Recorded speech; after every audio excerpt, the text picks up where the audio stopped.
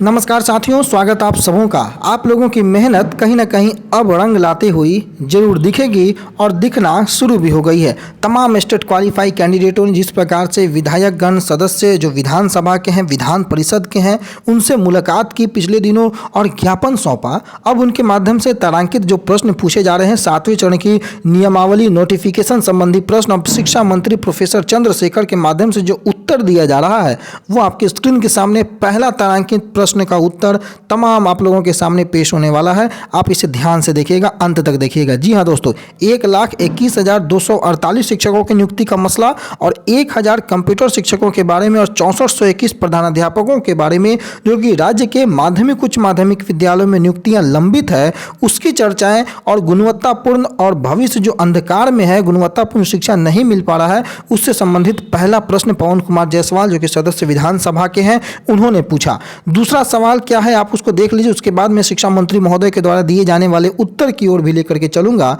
जो कि बेहद दिलचस्प है। शिक्षा मंत्री महोदय से इन्होंने दूसरा प्रश्न यह पूछा कि क्या यह बात सही है कि राज्य के विद्यालयों में छात्र छात्राओं को केवल साइकिल, पोशाक, छात्रवृत्ति, प्रोत्साहन आदि योजनाओं का ही लाभ मिल पा रहा है, परंतु शिक्षण कार्य विद्यालयों की जगह कोचिंग संस्थानों से कर रहे हैं। यह बहुत गंभीर सवाल है और बहुत गंभीर आरोप कह सकते हैं आप इसे।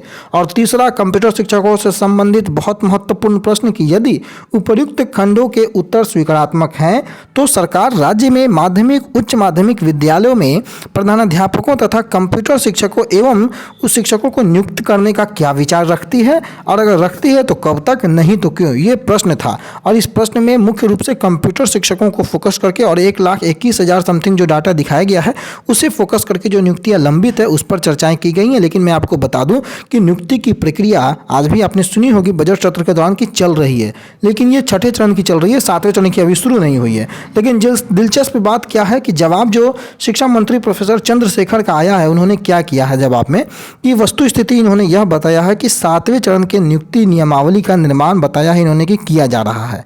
हालांकि कुछ दिनों पहले इन्होंने कहा था कि हस्ताक्षर हो चुका है, हो सकता है जवाब जो है पहले तैयार किया गया हो, इससे कोई ऐतराज नहीं किया जा सकता है, नियमावली बनकर तैयार है, बस उसे राजनीतिक हस्तक्षेप के कारण रोक दिया गया, अगले कैबिनेट में वो पेश हो सकता है, पूरी जानकारी निकल के आ रही है।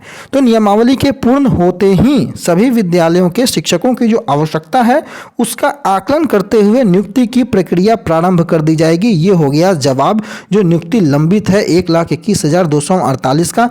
इसका मसला क्या हो गया, इन्होंने कहा कि जैसे ही नियमावली आ जाएगी, पूर्ण हो जाएगी, कैबिनेट में पेश हो जाएगी, पारित हो जाएगी, और शिक्षकों की आवश्यकता का आकलन ये बहुत आवश्यक है। शिक्षकों की आवश्यकता का आकलन का मतलब होता है कि आपके विद्यालय में, आपके जिले में जिला संवर्ग तो बनकर तैयार है, वहाँ कितने शिक्षकों के पद रिक्त हैं, उन शिक्षकों के रिक्त पदों का आकलन यानी कि रिकैलकुलेशन होगा, सीटों का रोस्टर तैयार होगा और उसके बाद नियुक्ति की प्रक्रिया शुरू कर दी जाएगी। ये जवाब है शिक्षा मंत्री का, लिखित जवाब है तारांकित प्रश्न का।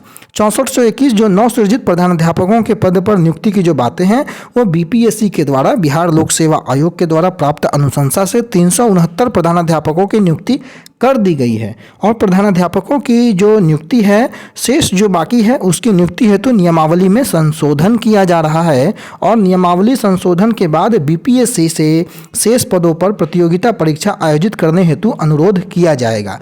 ये जवाब शिक्षा मंत्री महोदय का।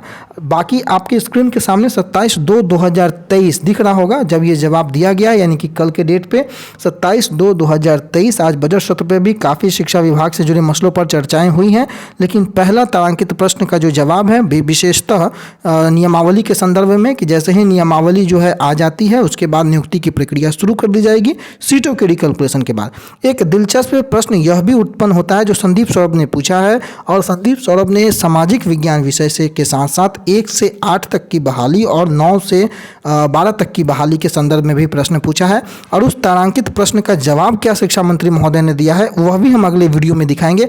उसके लिए आप हमारे चैनल को सब्सक्राइब करना बिल्कुल ना भूलें। इस वीडियो में जो प्रश्न पवन कुमार जायसवाल ने पूछा था उस प्रश्न का जो जवाब है उस जवाब के साथ हमने इस वीडियो को शुरू किया। अब अंत भी हम आपके इसी शुभकामनाओं के साथ करेंगे कि जल्द शिक्षकों की बहाली शुरू हो और खत्म भी वर्ष 2023 में ही हो। धन्यवाद।